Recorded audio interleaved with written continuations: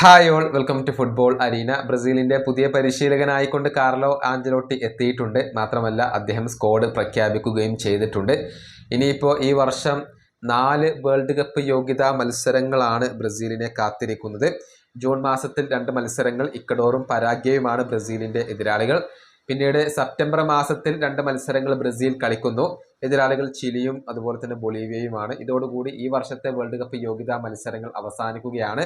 പിന്നീട് ബ്രസീലിന് ആ ഒരു സൗഹൃദ മത്സരങ്ങൾ കളിക്കാനുള്ള ഓപ്ഷൻ അവിടെയുണ്ട്. ഇപ്പോൾ പുതിയ റിപ്പോർട്ടുകൾ പ്രകാരം ഈ വർഷം 4 സൗഹൃദ മത്സരങ്ങൾ ബ്രസീൽ കളിക്കും എന്നാണ് അറിയാൻ കഴിയുന്നത്. നമുക്കറിയാം, ഒക്ടോബറിലും നവംബറിലും ആയിക്കൊണ്ട് സൗഹൃദ മത്സരങ്ങൾ കളിക്കാനുള്ള ഒരു ഓപ്ഷൻ അല്ലെങ്കിൽ ഒരു തീയതി അവിടെ ബ്രസീലിന് ലഭ്യമായിരിക്കും. അതായത് ഏഷ്യൻ രാജ്യമായ ജപ്പാനെതിരെ ഒരു സൗഹൃദ മത്സരം ബ്രസീൽ കളിക്കും എന്നുള്ളത് ഉറപ്പായി കഴിഞ്ഞ കാര്യമാണ്. ജപ്പാനെതിരെ പലപ്പോഴും ബ്രസീൽ ഇങ്ങനെ ഫ്രണ്ട്ലി കളിക്കാറുണ്ട്. ജപ്പാനും ബ്രസീലും തമ്മിൽ അങ്ങനെ നല്ല ഒരു കണക്ഷൻ അവിടെയുണ്ട്. ഇനി മറ്റൊരു ഏഷ്യൻ രാജ്യത്തിനെതിരെ കൂടി ഒരു സൗഹൃദ മത്സരം ബ്രസീൽ കളിക്കാൻ സാധ്യതയുണ്ട്. എന്നാൽ എതിരാളികൾ ആരാണ് എന്നുള്ളത് വ്യക്തമായിട്ടില്ല. ഏഷ്യയിലെ ചൈനയോ അതല്ലെങ്കിൽ സൗത്ത് കൊറിയയോ ഒക്കെ ആവാനുള്ള സാധ്യത അവിടെ അവശേഷിക്കുന്നുണ്ട്.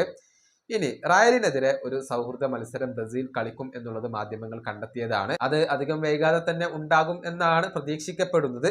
പക്ഷെ തീയതികൾ വ്യക്തമായിട്ടില്ല. ഒരുപക്ഷെ ഈ വർഷത്തിന്റെ അവസാനത്തിലും ആവാനുള്ള സാധ്യതകളെ നമുക്ക് തള്ളിക്കളയാൻ കഴിയില്ല.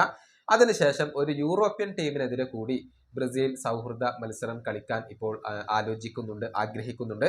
എന്നാൽ ആ യൂറോപ്യൻ ടീം ഏതാണ് എന്നുള്ളത് തീരുമാനിച്ചിട്ടില്ല. അങ്ങനെയാണ് ബ്രസീലിന്റെ സൗഹൃദ മത്സരങ്ങൾ വരുന്നത്. അതായത് ഒരു യൂറോപ്യൻ പര്യടനം വരും, അതുപോലെ തന്നെ ഒരു ഏഷ്യൻ പര്യടനം വരും എന്നുള്ളതാണ്.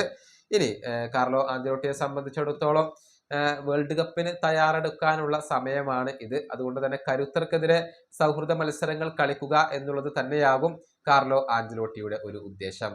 ഈ വീഡിയോ അവസാനിപ്പിക്കുന്നു. അടുത്തൊരു വീഡിയോ കാണാം.